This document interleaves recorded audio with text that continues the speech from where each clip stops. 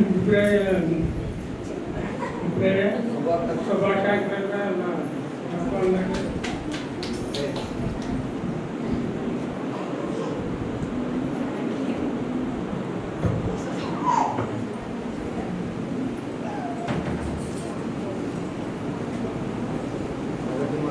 మొదటి మాట నేను చెప్పి కూడా క్షమాపణ గురించి మొదటి మాట చెప్తున్నాను.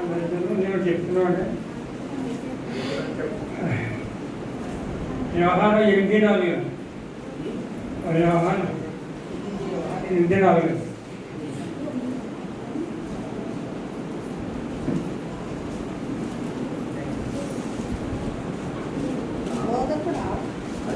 తర్వాత చెప్తుంటే ముందు రిఫరెన్స్ చెప్పే 123:4 ముందు చెప్పండి. 23 పట్టాలు చదవండి అమ్మ.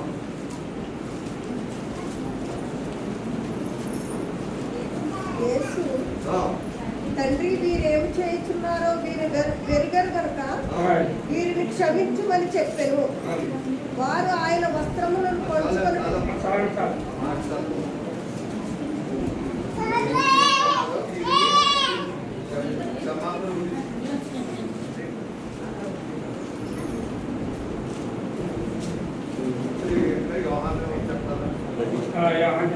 యోహాను సువార్త 8:4 బోధకుడా ఈ స్త్రీ వ్యభిచారం చేయుచుండగా పట్టుబడెను. అట్టి వారిని రాళ్ళు రుగ్గి చంపవలెనని ధర్మశాస్త్రంలో మోషే మనకు ఆజ్ఞాపించాడు కదా. అయినను నీవేమి చెప్పుచున్నావని ఆయనను అడిగిరి. ఆయన మీద నేరం మోపవలెనని ఆయనను శోధించుచు ఈలాగు అడిగిరి. అయితే యేసు వంగి నేల మీద వ్రేలితో ఏమో వ్రాయిచుండెను. వారు ఆయనను పట్టువదలక అడుగుచుండగా ఆయన తల ఎత్తి చూచి మీలో పాపము లేనివాడు మొట్టమొదటిగా ఆమె మీద రాయి వేయవచ్చునని వారితో చెప్పి మరలా వంగి నేల మీద వ్రాయిచుండెను. వారు ఆ మాట విని పెద్దవారు మొదలుకొని చిన్నవారి వరకు ఒకరి వెంట ఒకడు బయటికి వెళ్ళిరి. యేసు ఒక్కడే మిగిలెను. ఆ స్త్రీ మధ్యను నిలువబడి ఉండెను. యేసు తల ఎత్తి చూచి అమ్మ వారెక్కడ ఉన్నారు, ఎవరు నీకు ఈ శిక్ష విధింపలేదా అని అడిగినప్పుడు ఆమె లేదు ప్రభువా నేను. అందుకు యేసు నేనును నీకు శిక్ష విధింపను, నీవు వెళ్ళి ఇక పాపము చేయకు అని ఆమెతో చెప్పను.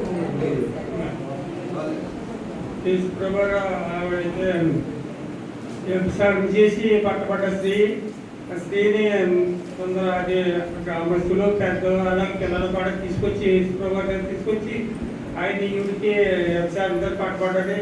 ప్రభు ఈవిడికి శిక్ష ఇస్తారో చేయండి అని చెప్పినప్పటికీ ఆయన ప్రభు ఆయన వంగి ఆయన నేల మీద రాస్తున్నప్పుడు అయితే ఆయన రాసినప్పుడు తర్వాత ఈ పెద్దలు ఈ పిల్లలు అన్నారు మరి శిక్షించారని అన్నప్పుడు అయితే దీంట్లో ఎవరైతే పాపం చేయలేదో అలాగే మొట్టమొదటి ఆవిడ మీద రాయి వేసారండి. తర్వాత మీరు ఆవిడని శిక్షించేటప్పటికి చిన్నవాళ్ళు కానీ పెద్దవాళ్ళు కానీ అందరికీ కూడా ఎవరు రాడు వేసుకోకుండా ఎవరికైనా ఇవ్వరు. ఆ తర్వాత వేసుకోరమ్మ మరి ఈ జనవరి మనుషులు అయినప్పుడు అయ్యా నా మీద ఎవరో రాడు వేసుకోలేదు వెళ్ళిపోయినప్పుడు అయితే నేను కూడా నేనేం చేయట్లేదు నేను క్షమిస్తున్నానమ్మా అని వెళ్ళిపోయి ఇక్కడ నుంచి నువ్వు పాపం చేయదని క్షమించాడు యేసు ప్రభువు. హల్లెలూయా.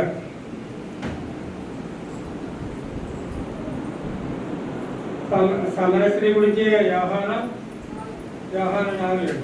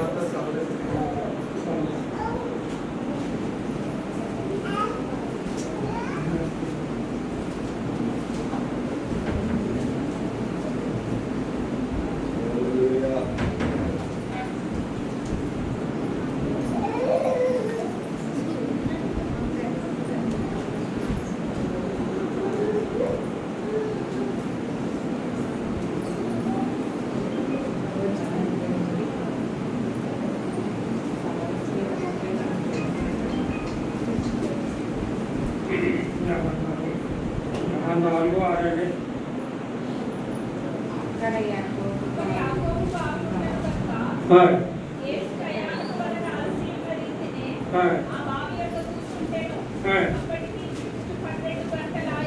అవును.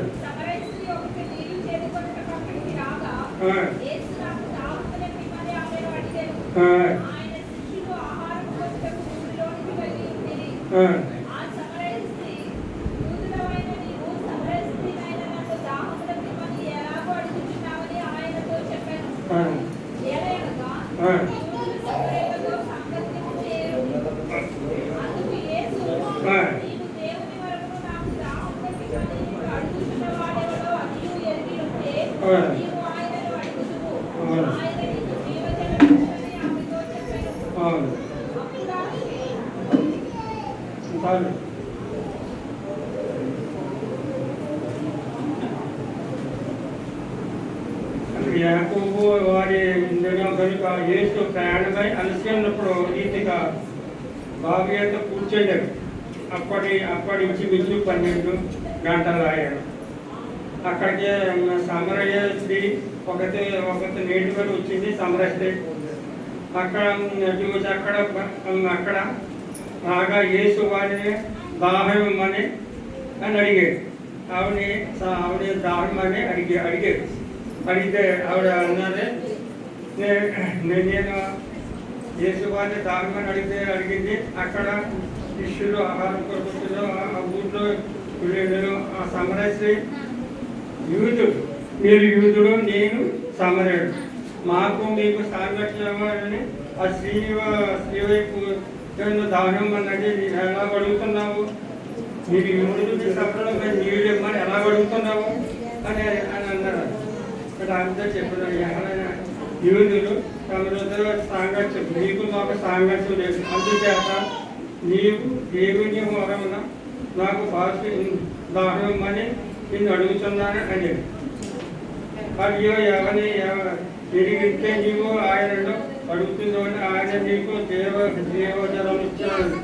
నేను ఇచ్చే నీళ్ళైతమ్మా దేవజలం ఇస్తాను, ఆ నీళ్ళు తాగిస్తూ ఎన్నడూ దక్కుకున్నావు అని ఆ సమరేశ్లో చెప్పారు. యేసుప్రభు వారు చెప్పారు. అప్పుడు ఆయన ఆ స్త్రీ, అయ్యా ఈ బావి లోతైన చేదుకొండకు ఏమీ లేదు, జీవజలం ఎలాగ వచ్చును? ఇది లోతుగా ఉంటుంది, ఈ నీళ్లు లోతుగా దాంట్లో ఎలాగ జీవజలం ఎక్కడుంటే లోతు ఉంటాయని చెప్పాడు. కానీ తన కూతురు పశువులు ఈ బావిని లాగి నాకు ఇస్తున్నారని తండ్రి అయిన యాకోబు కంటే నీవు గొప్పవాడువా అని అడిగాడు. యాకోబు అంటే గొప్పవాడని యేసు ప్రభు అడిగాడు. అందుకు యేసు, ఈ నీళ్లు త్రాగు ప్రతివాడును మళ్ళా తప్పుకోండు, నేను ఇచ్చి నీళ్లు త్రాగు వాడు ఎవడును దప్పుకొనడు. అయితే నేను ఇచ్చి నీళ్లు ఎవరు తాగువాడు ఎవరు తప్పుకోడు అని. అయితే వారికి ఇచ్చే నీళ్లు నిత్య జీవకై వారితో ఊరిడి నీటి గొప్పని ఉండమని వారితో చెప్పాడు.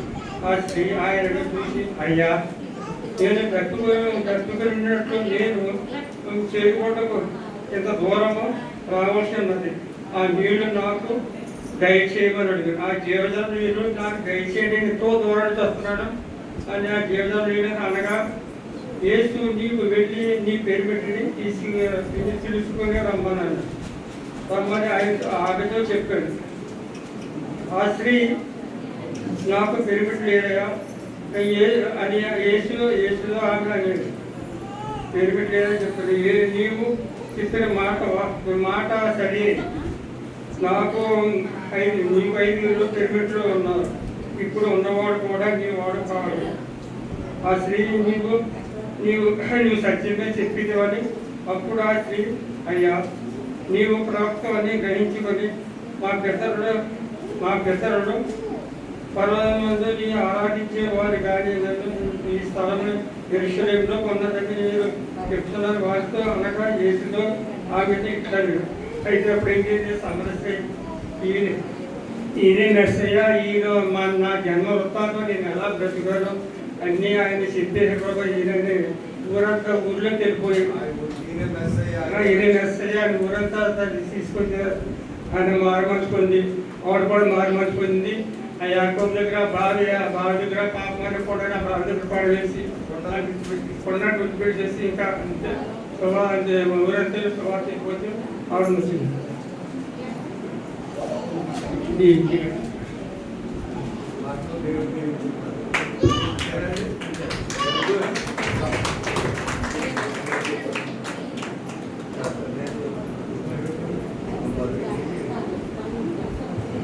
ఓకే, చాలా అద్భుతంగా చెప్పారు. గట్టిగా చప్పలు కొట్టి దేవుని మహిమపడదాం. ఇంతకీ యేసుప్రభు ఆయన ఎందుకు వచ్చారన్నమాట? పాపిని క్షమించడానికి, పాపిని రక్షించడానికి వచ్చారు. సరే, ఫస్ట్ మాటలు ఏంటంటే ఫర్గివ్నెస్, క్షమాపణ.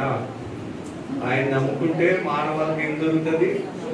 ఏమా నరసింహ గారు చెప్పండి, ఎవరో మాట్లాడి నరసింహ గారు చెప్తారు ఏం జరుగుతుంది?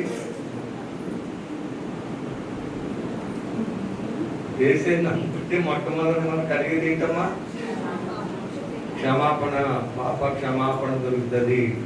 అది ఏ జాతి వారైనా, ఏ తెగవారైనా, ఏ కులస్త్రీ, ఏ దేశస్తులైనా, సామరయ స్త్రీ అయినా, వ్యభిచారం చేత పట్టబడిన స్త్రీ అయినా, ఇంకోటి మరి చెప్తారేమనుకున్న పాపాత్మురాలైన స్త్రీ అయినా, ఎవరినైనా సరే ప్రభు క్షమించి రక్షించడానికి వచ్చాడు. హల్లెలూయా, హల్లెలూయా.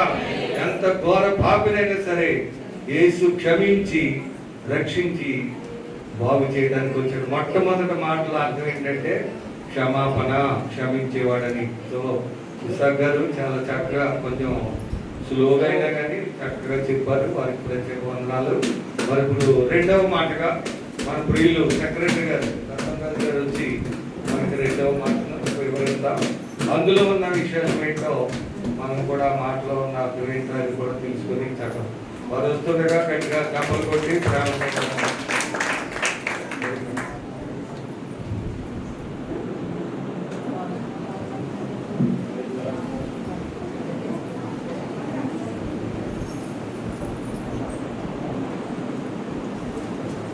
దేవుని పరిశుద్ధ నామముకు వందనాలు.